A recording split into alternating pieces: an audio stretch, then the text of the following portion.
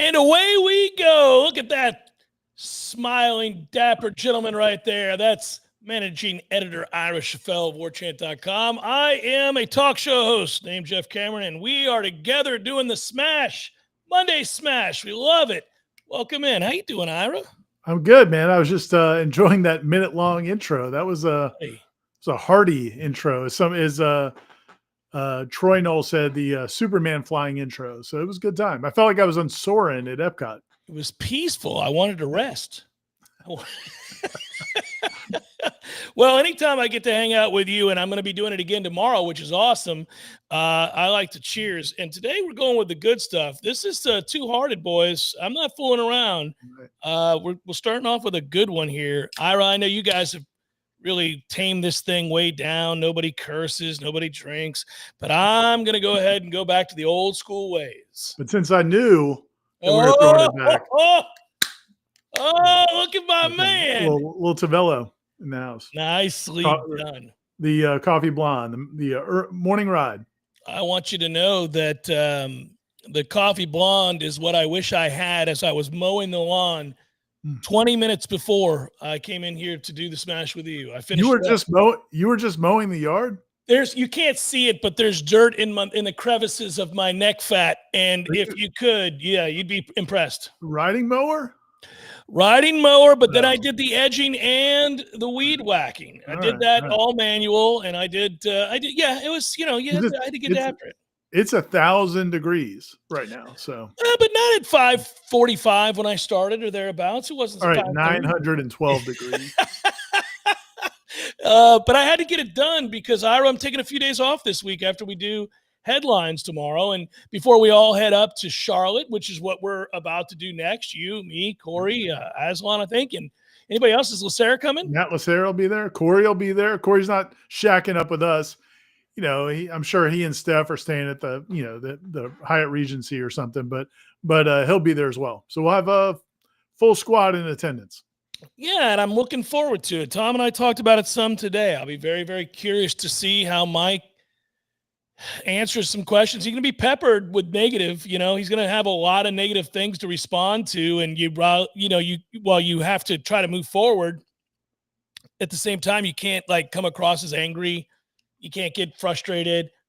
I'm sure he'll have some sort of deflection that he has ready to go, but he's going to have to answer a lot of questions about how it was even possible to go 2-10. Yeah, real quick before we get into that, CG just says he just cracked a Guinness for us. Nice. And I'll be honest with you, man, the trip to Ireland, the only downside to the trip to Ireland, well, other than the football game and what it portended about that football season was trying to drink a Guinness over here in the States is just brutal. After you've had them over there, it's just I can't do it. I can't do it. There's a way my mind knows what it's supposed to taste like now. Yeah, there's a way to do it, Ira. I will show you if we go to the liquor store together. It's weird how Guinness is packaged in the States, but there is a better Guinness than another Guinness, and they're both on the shelves simultaneously. Okay, all right. So I need to be educated. Yeah, I will show you how to do that. But I understand. You're right. When you've had it from when you're at Toller's or something like that in Ireland, and you're right there in Dublin, you can see St. James Gate. It can't get fresher than that. It gives me a little taste of what it's like to be a beer snob like you, Jeff. So it gives me. I can kind of understand it. But yeah, no, I'm sure he's going to use humor. I think Mike Norvell is certainly not going to be bitter. Certainly not going to be angry about any of the coverage or the fact that he's on hot lists or being on a hot seat or any of the. All the different articles have come out this offseason that have, really made fun of him or this program or put it in a negative light. He's not going to be, he won't give any of that off. I think he's going to be, I think he'll be positive because he's Mike Norvell. He's always going to be positive. And I think he'll project excitement, but I think he'll use some humor at times, maybe, especially in the right setting. As again, I mentioned when we were at Amelia Island, he kind of made a couple of comments to the media that was there for ACC spring meetings about doing everything different this year. I imagine he'll make some comment about that again, that maybe he took a different route to the event or something like that. and he'll try to deflect a little bit that way. But once he gets into the nuts and bolts of it, he does have some good stuff to talk about. This team does have at least newness. There's 23 transfers on this team, another 20 or so high school players. So you've got almost 50 new players. He'll have plenty of new things to talk about, which he's going to have to lean on because nobody's going to want to talk about what happened last year. I don't know about you, but my guess is anytime you've suffered a disappointment or a setback or frustration, the second that you mapped out a plan to deal with that frustration or perhaps remedy the problem, you really couldn't wait to do it. You really couldn't wait to dive in and get started with that. I think that if I'm him, obviously there's no erasing what happened a year ago, but there is an opportunity, and he likes to use that word. But, you do get the chance. He is still here. He did not get fired. He made changes. He evaluated every particular part of the program, and thought about what they did right, what they did wrong, what they could do better. I would think that, it's almost a chore. You can't come across that way, but it's almost a chore to go to one of these things when, in fact, you just want to get to work. You want to get to practice. Right. You want to start teaching. You want to start being better. You want to be about it. Right. They don't want to have to talk about this any longer. It is part of the gig, and you've got to put on your best face for this. But at the same time, I'm sure they're just eager and excited to get after and implement the changes, implement the things that you want to do better and that you learned from a year ago. Yeah. And I think when you look at the players, I'm sure, they're going to have that mindset. This is the last thing they have to do really before they get into, preseason camp, which will be just a few days after that.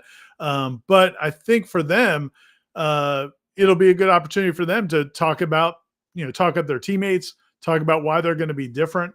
Why this, they're going to get asked a ton of questions, especially the guys that are going to this event. Daryl Jackson and even Richie Leonard was hurt for a lot of the year, but he was there.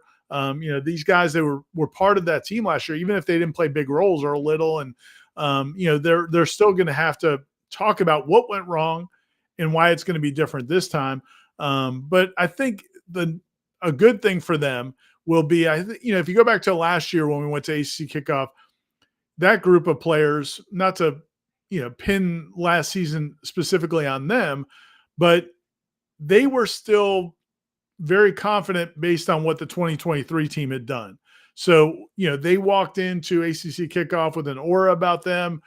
They had the slick suits, and I'm sure these guys will as well, but they carried themselves like, okay, we're here now. It's our turn to take on the mantle of that team. And we're going to be, we're going to be the stalwarts of the ACC.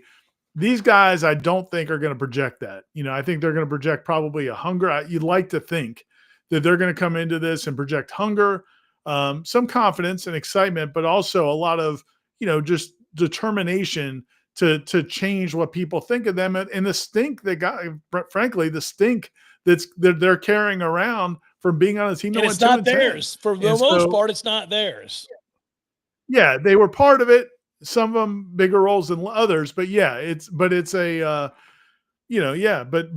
have to, they can't act like it's not totally not theirs. I mean, they have to own it to some degree. So it's going to be interesting to see not just Mike Norvell, but also the players, how they handle it as well. I'm laughing in the chat, Ira. Florida man in Alabama says, Jeff, ask Ira about the opening weekend uniform combo. Your name came up today on the Jeff Cameron show.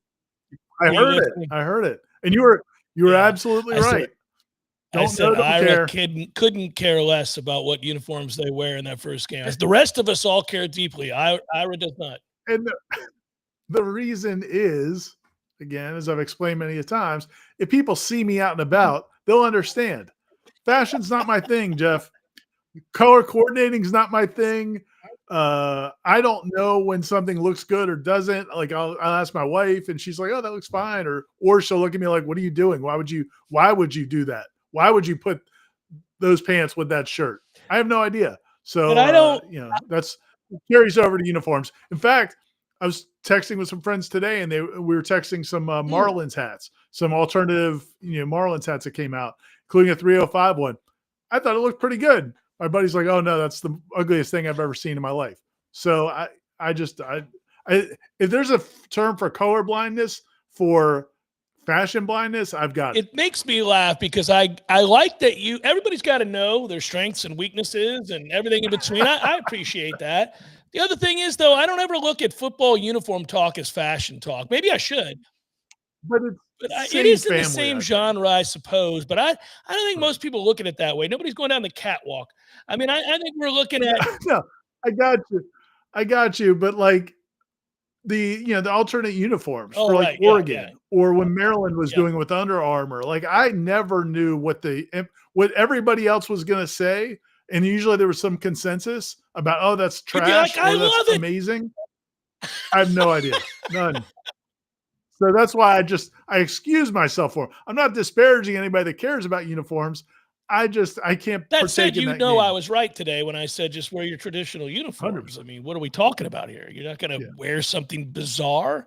As we get closer to this Playing game, Ira, Alabama. do you think he'll never say it?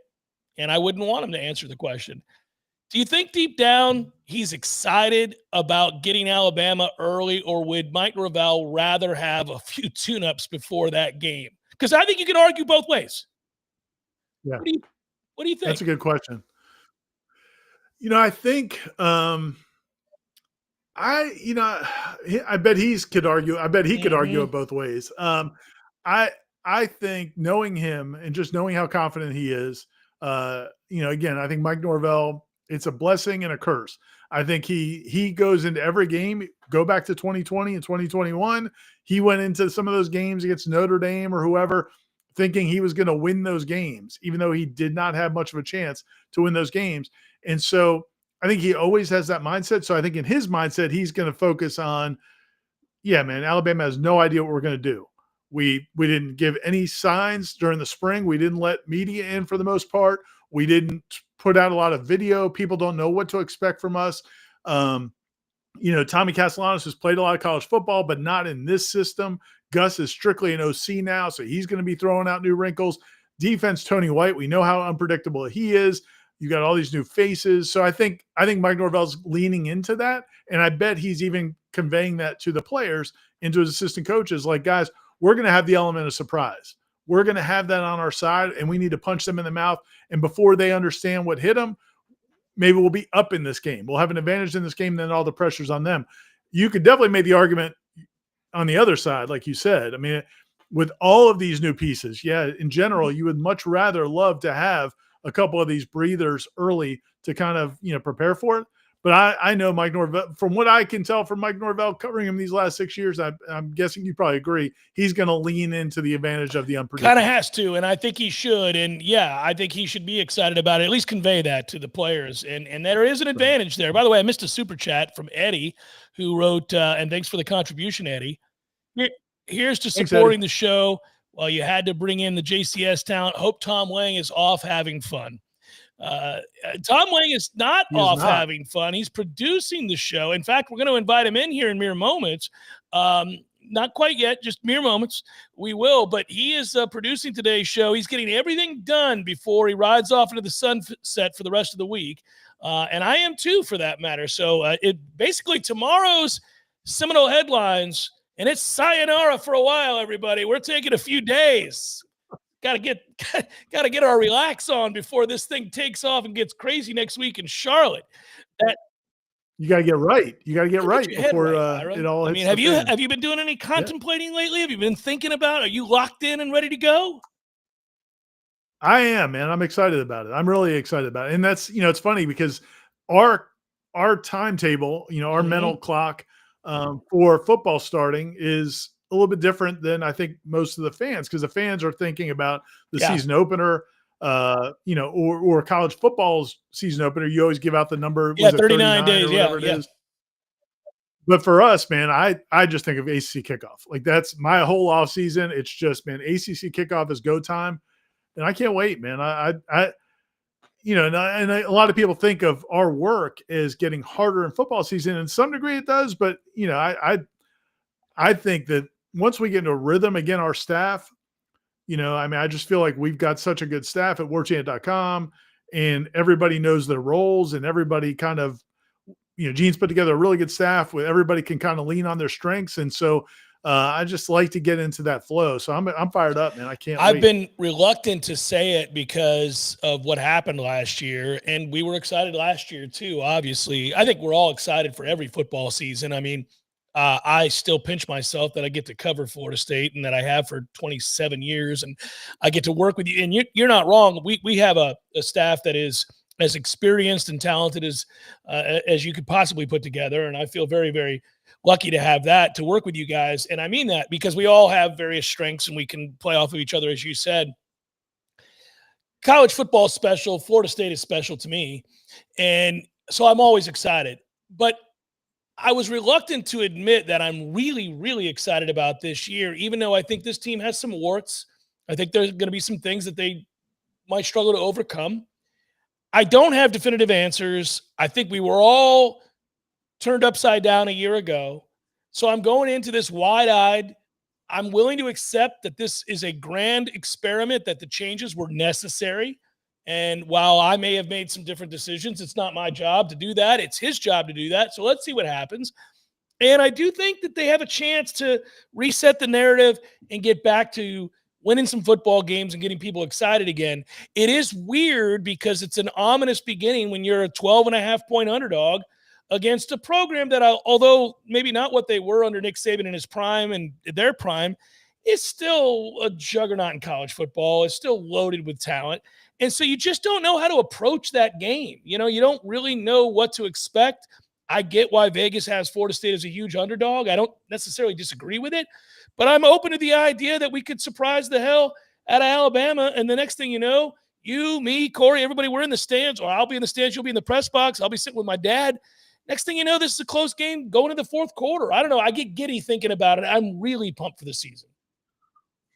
Yeah, and it's a little annoying going back to that topic of like where this game is and what you would prefer, because it's going to set the tone. I mean, whether we like it or not.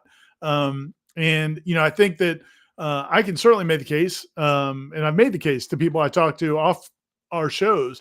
Just when I talk to fans around town that I do. I always remind myself, because we're so scarred by last season, that this is an entirely new offense.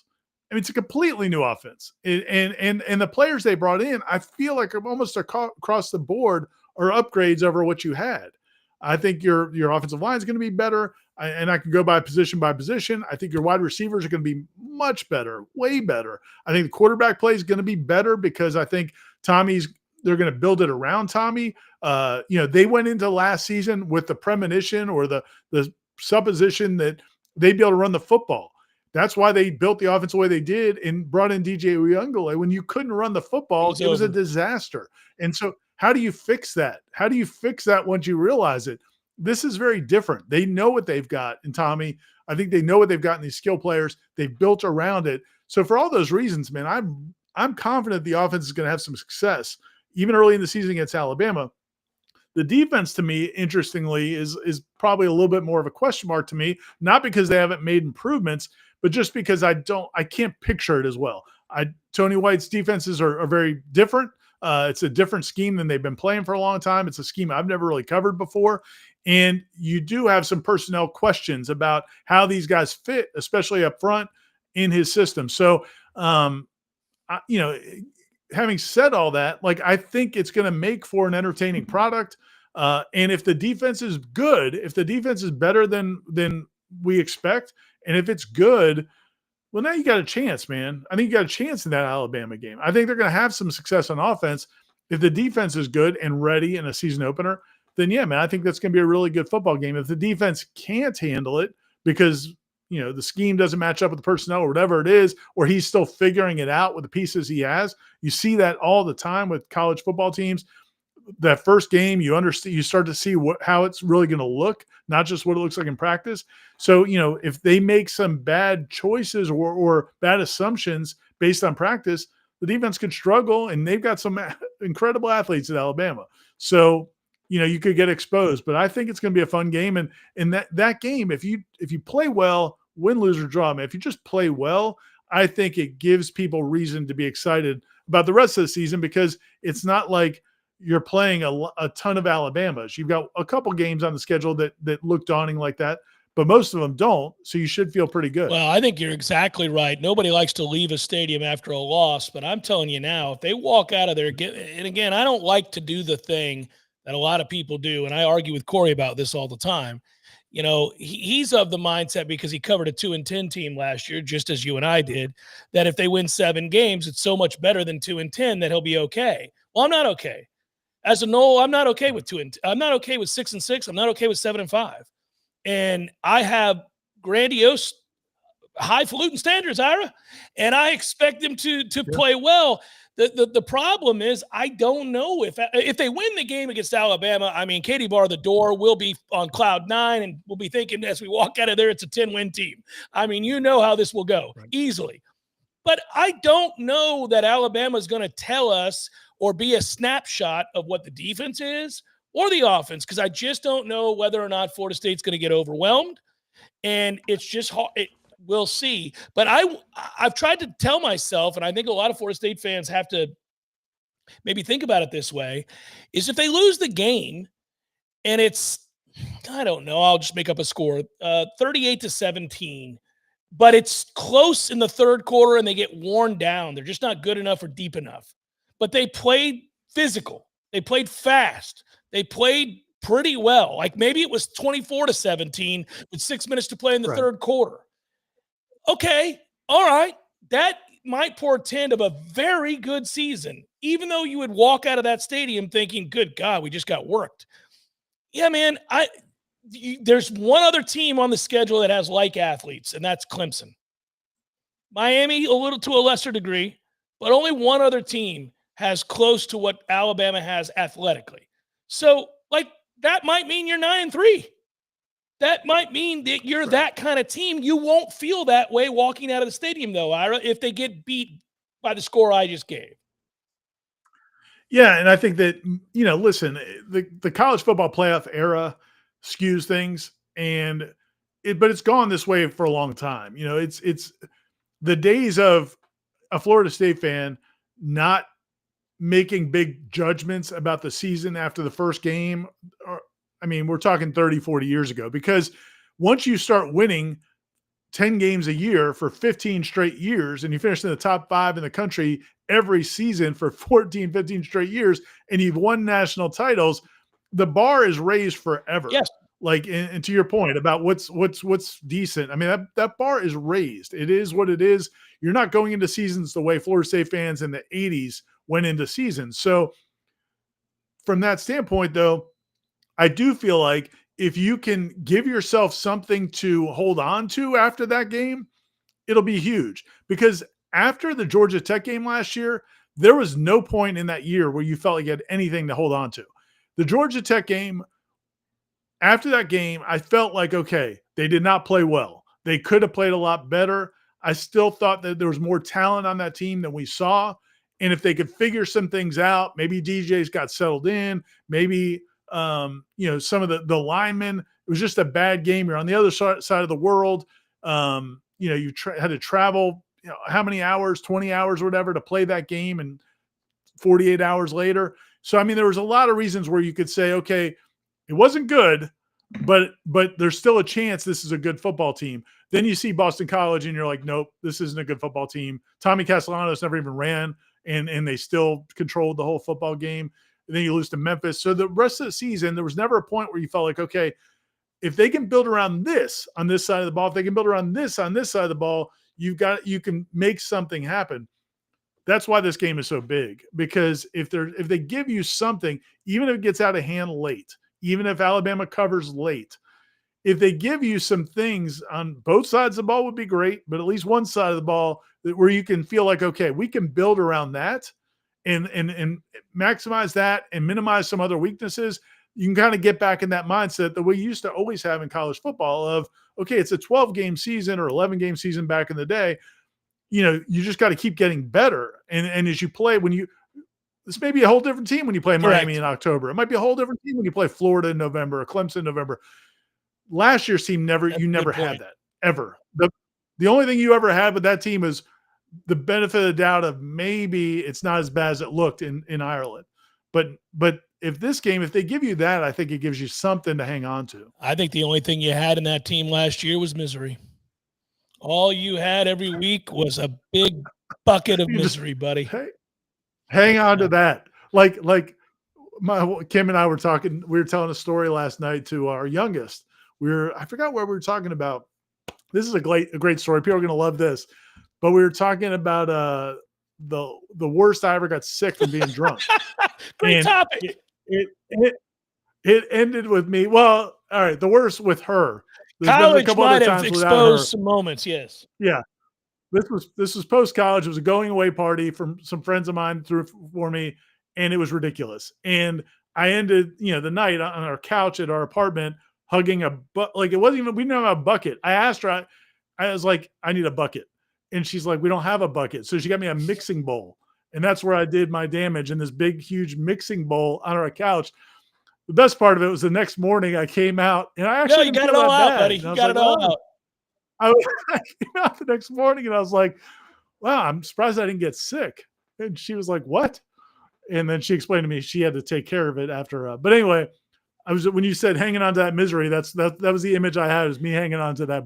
I'm glad that I wasn't present to talk to your youngest about the sickest I've ever been in front of Christy, because it involved a trip to Savannah and it got away from me, Ira. It got. We were in Savannah. I didn't have to drive.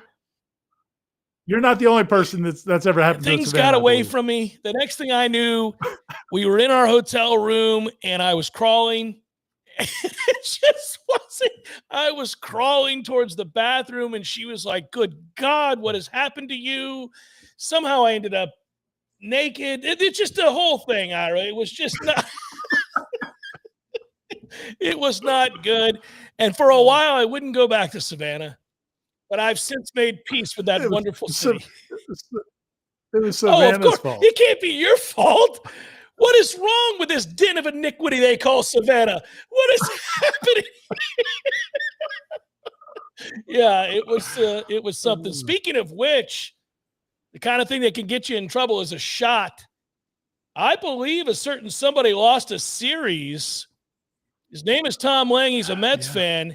He had to go to Pittsburgh to watch the Pirates bludgeon the New York Mets in historic fashion, 31-4, in which there were articles written for days afterwards, after the 3-game set, about how lopsided it was. I didn't make him do shots or anything. I thought it was enough punishment to be there with me in person to watch the ass beatings. But then Tom decided to bet Ira because, look, it's the Orioles. It hasn't been a great year. The Mets have the better roster and the better team. He figures, I'll get my gift back when the Mets beat the Orioles. And it started out well enough for you, Tommy. But, of course, they played a doubleheader after that, and the Orioles said, we're having none of it. And the series was owned by the O's, at which point I do believe, prior to doing this shot that you owe Ira, you're going to tell everybody about our dear friend Russ Voorhees of State Farm, who I also love. Do you like that intro? You like all that? I mean, this is like a master class, Russ, really. I figured you'd want to be part of this moment for him to do the shot. We love Russ, and he should be your guy if he's not already. But Ira or Tom, please explain Russ Voorhees and all that he could do for you. Yeah, I'll take this. What I'll do, Ira, is I'll explain the time that Russ and I went out and we got the most drunk we've ever been together on the street. I think that's a great time, especially when we're talking about insurance. Instead of doing that, Russ Voorhees serves you in 3 states. He just signed up for another year of the sponsorship of the Smash. He's in Florida. He's in Georgia. He's in Alabama. He's got brick and mortar operations on the East Coast of the state of Florida. And he's everywhere in the Southeast that Noles fans want to be. If you have coverage needs in Georgia, Alabama, or Florida, Ira, Russ is your guy. And if you can get him on the phone, if you don't, it'll be first-class service from his staff, who I worked with before because I'm a customer at Russ Voorhees. But if you get him on the phone, he won't hold back. He's like y'all right now in the first half an hour of the show. He'll tell it like it is. Yeah, no, Russ is a great guy. And so, listen, you might have, maybe you live in a different area, but you've got your boat in Florida, right? That's how some people live, right? They dock their boat in Florida. Maybe you need a little Florida protection. But yeah, Russ does covers all your insurance needs. The brick and mortar offices are over in Jacksonville. He's got offices over there. We can go in and talk to him and his staff. But certainly it's 2025. You can call him. Go to russvorhis.com is the website, russborhis.com. And you can get do an inquiry online. Again, anytime you call, though, make sure you mention that you heard about him on the Smash and warchant.com. As Tom said, it's awesome that he's joined back on for another year. He's been doing it for a couple of years now, and it's a great relationship. He loves hearing that Noles are checking him out, at least giving him an opportunity to earn their business, and we love it as well because Russ is a really good guy. Tom, what are we drinking tonight, Tom? We're going with the heavy stuff, boys. I know you're not supposed to shoot this. You're not supposed to, but I'm worried about what you're going to show here. I have a feeling I know what it is. It's the Smash. You got to go for it. Here we go. We're going to present the Lagavulin 16. Yes. Oh my, that is not a shooting. First of all, that is a expensive Scotch, Ira, and I'll let you know that it's also extremely tasty. It lives currently in one of my liquor cabinets as well, and it's a delightful sipping Scotch that Tom is going to instead shoot. I don't know that I approve of this, but. Can I, in solidarity, can I do a shot as well? Go! Break out the Battle's End tequila. Look at this.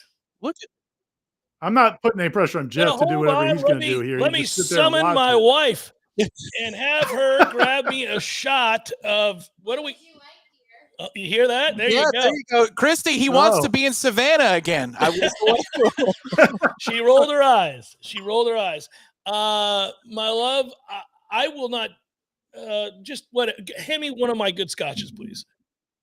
Not the Lagavulin. The Lagavulin? Yeah, Nikolai Hobby Bullin, as my dad calls it. Yeah, there it is. I will do. I can't. So I will do the Lagavulin 16 with you, but I'm going to sip mine. I'm not going to shoot it. There you go. I'm a little disappointed in the shooting of the Lagavulin, but it is. It's again. I probably now protest too much.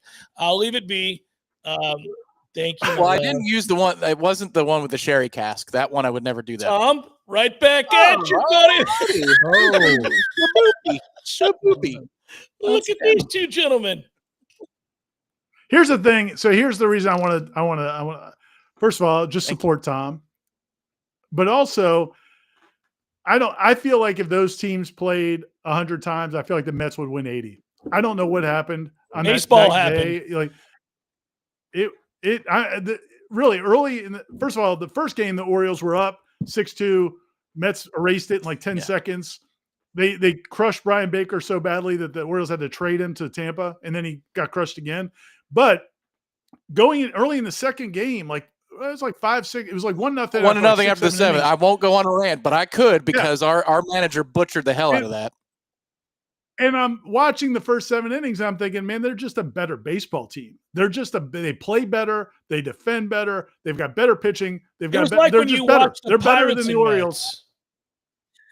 And I'm like, okay, I'm buying Tom lunch and dinner or lunch and a shot. And then all of a sudden the Orioles somehow sneak out a win in the first one and then win the second.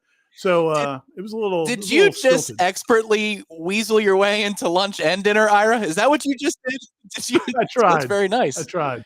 He's like, I can't believe I'm going to have to buy Tom a seafood dinner and shots, but apparently. And brunch how about brunch the following morning? I got to do that. Crazy, well, because the night goes well. Air Maxes, so I didn't realize.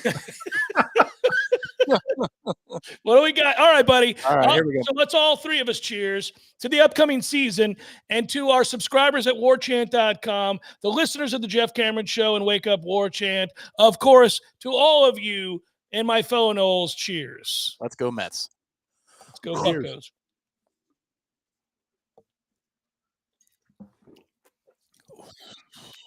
Oh, boy.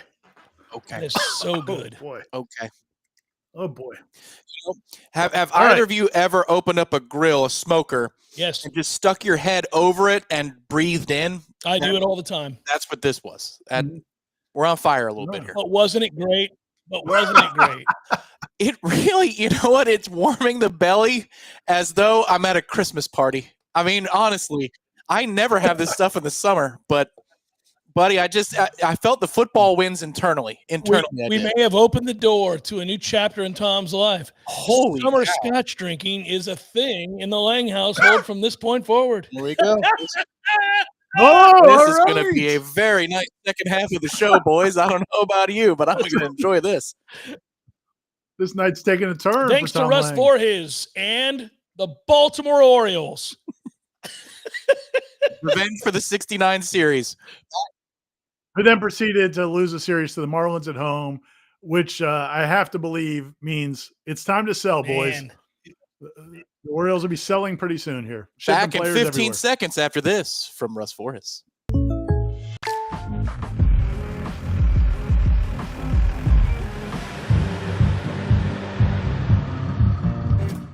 Contact Russ Voorhees for an auto quote today.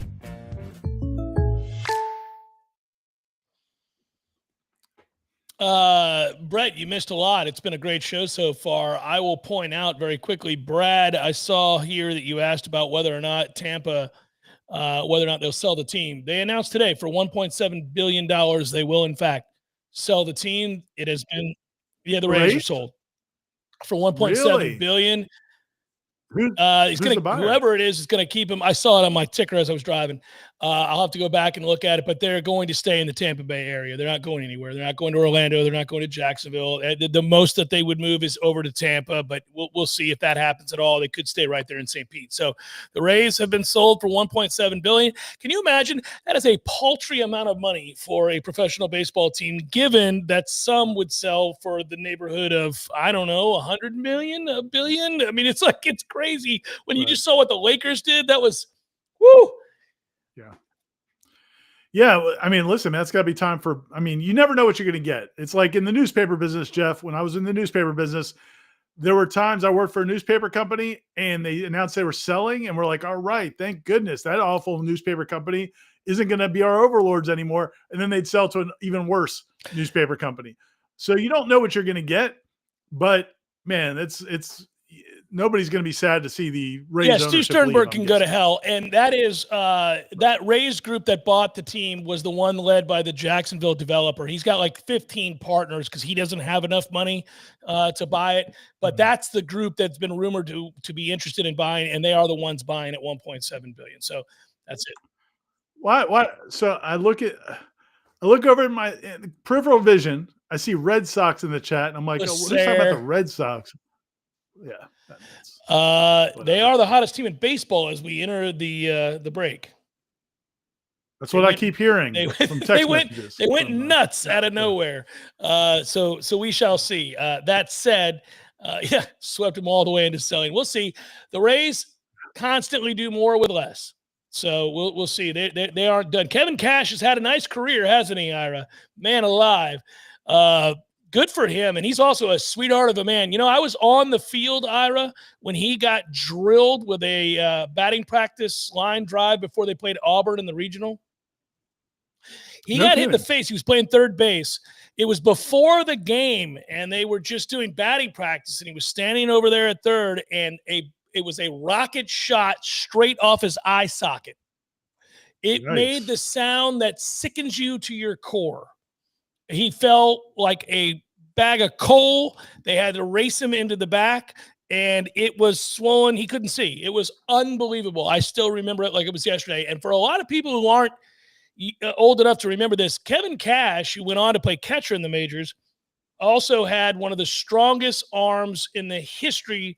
I would argue the strongest arm in Florida State baseball history. From third base, he would throw 100-mile-per-hour lasers to first, and it was frightening. I mean, I would hear it because I'd be in the stands, and I would just hear it whistling across the diamond, and I would think, oh, man, you better pay close attention with him. He would double pat while a fast runner was running to first, and it didn't matter. Speaking of baseball real quick, any big takeaways from the draft so far?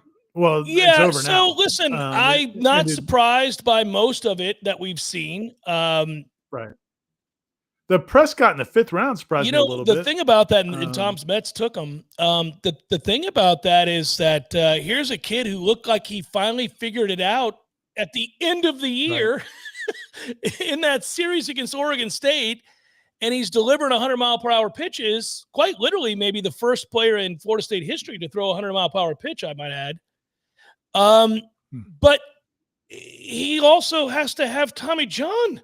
So I guess they're figuring, let's get started on your pro career, young man. We know you can throw 100 and the mechanics are there, and we'll get your arm fixed and we'll go from there. But that is interesting. So without the Tommy John, I mean, you got to assume he would have been second or third round, maybe. Perhaps, know. Or maybe the Mets said, you know what, we're just going to take him where we think he belongs, because Tommy John's it stinks the amount of time, but it's very routine, and sometimes guys do come back. I'm rooting for him, obviously, because I love that he figured it out late. The only thing I would say is, I wasn't surprised Arnold fell out of the top 10. That's not a shot at Arnold at all. I thought those other guys had better seasons, and there's some things he can work on, but that's great value at 11 for him to go. I hate that he had to go to the A's. That said, at least they'll be in Vegas by the time he gets called up. Max going where he went makes sense to me. Lodis obviously did himself an awful lot of favors with the season that he just had, Ira, because that's not a guy that coming into his time at Florida State ever projected to go as high as he did. And he's a guy that, frankly, they drafted, I think, because of the defensive wizardry. He was so good defensively. I think the challenge for him is, will he hit in the majors? They found a hole in his swing late in the year. He's not a big guy. He's not, he's got a long way to go. Wooden bats change things, but he can pick it. He can straight up pick it. I'm happy for Faroux. By the way, my son is working out with his dad, Adam. Bryce is working out with him all the time I'll give a free plug to Titus. Yeah. Right. And Drew Faroux worked out with Bryce the other day, which made my son's day. It was so cool. He came home gleaming. So we're happy for him, of course. And I'm happy for Bellini and everybody else that gets drafted. I mean, look, that's what we've grown to expect around here, Ira. I said today on the air that I think that's going to be the draft from this point forward. Link will have good players. He will have good players here all the time. Yeah, I mean, I think these last two drafts speak to that, and we'll have stuff after the draft at warchant.com. Because if you look at these last two classes, I mean, they've really – not just the numbers of players drafted, but the elite level of players drafted these last two classes compared to where, Florida State had been the last several years. It's really been impressive. And a lot of those guys, as you said, maybe didn't come to Florida State. It's one thing when a guy comes in out of high school and he was drafted in the 8th round, right? He stays, and then he leaves a few years later and gets drafted in the 6th round or 5th round, whatever. That's okay. That's nice. But when guys are like maybe not drafted out of high school or very low, and then 2 or 3 years later they're going this high, it's definitely really impressive. Speaks a lot to the development and also the program. The Faroux is interesting too, because to your point, you never know about how the hitting is going to translate. I was looking up today because I was looking at the previous first round picks. Matt Nelson, the catcher from a few years ago, went in the first round. I mean, he's really struggling to hit in Double-A. You watch players who were really great college hitters struggle when they get up higher in the minor leagues, or maybe they tear it up in the minor leagues, but then they get to major league pitching and they just can't handle that. Like the leaps you have to make as a hitter, the defense feels like it translates. Yes. Right. The athleticism translates. Drew Faroux, Lodis, they're really excellent athletes. They've got great gloves. That will translate. The question is, can you hit as you advance in the minors and certainly at the bigs? And I don't know if anybody really ever knows that until they get there. But yeah, man, that was an awesome middle infield. And so it's unfortunate they're going to be leaving, but Lincoln and his staff did a great job there. It's interesting, Ira. As I get older, I'm sure I fit directly into the demo, as do you, for baseball. But I mean, like, it really is a chess game. When I watch Florida State baseball, I'm challenged on the air constantly. I'm sure you are too when we do Seminole headlines and when you write about it.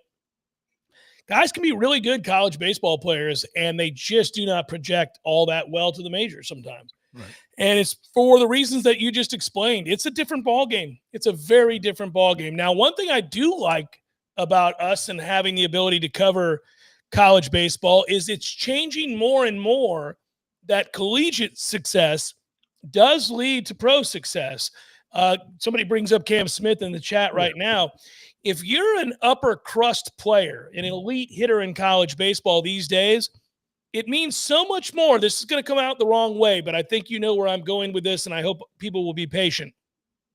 If you're an elite college hitter now, it is much different than Jeremy Morris being an elite hitter in college baseball. It's even different than when John Ford Griffin did it, or J.D. Drew did it, or Buster Posey did it. Some of them went on to have great success. Some of them did not at the major league level. But back then, those bats were electric, and the pitching in college baseball, quite frankly, back then was poor. And guys would feast. They would just devour poor pitching. But because they eliminated half the minor leagues, Ira, now kids go to college. And you and I have been able to cover pitchers that throw 100 like Prescott. We have now begun to cover kids that project nicely. Skeens, I'll grant you, he's an elite player and maybe he's an outlier, but Skeens spent an hour in the minor leagues. Right. He's the best pitcher in baseball. It's like this happens now. I mean, Caglione is up in the bigs. He's struggling a little bit, but he's up in the bigs. This happens. Cam is kicking butt in the major leagues right here, right now. He spent almost zero time in the minors. It's happening more and more. Yeah, Corey made this point in a column he wrote about Lodis, probably a month ago or whatever, towards the end of the season, that when you look at Lodis's numbers, they're great. They stack up with the John Fords and Buster and all the guys, all the great hitters at Florida State. But when you consider what they face on the mound now, it's even more special because I just remember when O'Sullivan got to Florida and they started trotting out every reliever that would come out of the pens throwing 95, 96, 97. And you're like, man, where do these guys come from? And he's obviously think about whatever you want to think about him as a person, but as a pitcher and a pitching coach, he's exceptional. And he's done a great job getting guys to throw with greater velocity. And he was they were different before everybody else got different, but now it's everywhere. Like it doesn't matter who you play. You play UCF, you play USF, you play Jacksonville, you play an ACC team. Arms coming out of the pen, people are bringing 95 at you constantly out of the pen. That was not the case when we were, back in the day when we were in college, or certainly the few years later. Now, part of that's why we have all these Tommy Johns and there's so many injuries for pitchers because these guys are pushing the limits to what the human body probably could do. But it is. When you hit 400 against this kind of competition, and that's why Cam Smith, it's not shocking what he's done because, man, he did it at the college level. He did it here. And I think, to your point about Lodis, it is the glove and the athleticism that has people excited, but it wouldn't shock me if he can hit. He's hitting great pitching in college now. Yeah, and I hope so. And he'll get a lot stronger. They'll get him going. It'll be a year-round job. It's not college. You're going to be year-round all the time. And I would guess that that's a guy that is going to get a lot bigger and stronger. When you watch major league guys now, it's not like you and I growing up watching the 70s and 80s where dudes playing second base are 5'10", 170 with a paunch. I mean, not that but now you got dudes that are stacked, and it's a full-time thing, and it kind of has to be. Well, before we conclude, and you and I will be together tomorrow for Seminole Headlines, and I look forward to it. Anything that you want to throw in here, talk about what's upcoming? I know we're doing that top 40 countdown. I did several videos today. I think you did as well. It's been kind of fun and eye-opening with that as well. People can go check the website and the videos, obviously, on Warchant TV, warchant.com. Anything in the coffers, Ira, that we need to allude to? Yeah, no, as you said, I mean, that is interesting to me, the way, looking at how we all voted. Because listen, we've had some people push back. The other day we put out, I think when James Williams, the defensive end from Nebraska, I think he was number 6, maybe number 5. Yeah, top 10 for sure. Yeah. In the top 10 for sure. And, somebody on the message boards was like, how could you guys possibly go based on what he did in Nebraska? How could you put him as one of the top 5 or 6 players on this team? And, that's a fair point to bring up. But I think the fact that we all had him there, we all had him in the top 10 probably. I don't think anybody had him outside the top 10. Speaks to, first of all, his ability. It was in limited snaps at Nebraska what he did. If you go by 180, I think, yeah, by snaps, the number of pressures he had, the number of sacks he had. I mean, that's all very impressive. So when you flush that out to having him on the field more often, plus you look at the weight gain, the size he's put on, and then the way the coaching staff talks about him. And then we did get to see one scrimmage. He was good when he was really impressive in that one scrimmage. So, I do think this top 40, and again, the videos, most of the articles have run. I think we're on number 3 on the website at warchant.com. Deuce Robinson, that popped earlier today. And there's only 2 players left, but the videos are being rolled out as well. That part is interesting to me. I love looking at where I voted guys versus where you voted guys versus Tom, Gene, the whole staff, because I can make an argument for all of it. Like, I see the way you guys vote, and I'm like, I can make that argument, but I also know how I felt. So it speaks to this entire season that we're about to go embark on it's so many unknowns. There are just so many unknowns. And I know that that's not the best feeling in the world. I think you'd rather know that you've got a great team going into the season like the 2013 team. But I think there's some excitement about that as well. So that kind of is just added to the juices to me, because I can't wait to see what this looks like. So James Williams, really quickly, I know we're signing off, but we're all, those of us who projected to answer that person on the message board, we're all projecting that he has to play a vital role for this team to have success on defense. And I know, Ira, you were surprised. I think it was around the time that I interviewed him. Mm-hmm. I think you were surprised that he was telling me he was 265, 267. Yes. Yeah. Because I still don't, I mean, compared to where he came in from, he certainly put on size. I don't know if 265, I'm like, man, he still looks very Ira's not buying it, everybody. But he's said it repeatedly. I don't think he's making it up. Well, and he's a smart kid, and he understands that his money's going to be made by being an every down player. So here's the deal. You can't be an every down player at 235 pounds at defensive end. So I would imagine he's gone to war on his body to try to get there. I think the problem he has is he's got a frame for it. He can keep putting on weight. Like, I think he can get to 285, 290. I don't know how quickly he can get there, but it would behoove him to do so, get to 270, 275. It's a matter of whether or not he can stop the run, because he can rush the passer. Those stats tell you he can rush the passer. And the difference there is, man, and you know this as well as I do, it's a different mindset. It's a different skill set. It's a different personality. Yep.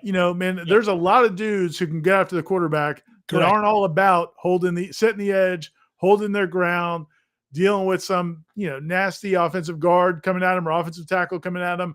It's a different thing. So we don't know how he's never done that before. So that's, again, he's got to, if Florida State's going to be good on defense, he's a guy that I think has to come through. I don't know that I can say he definitely will, because I don't know how that he could say he definitely will, because he's never done it before.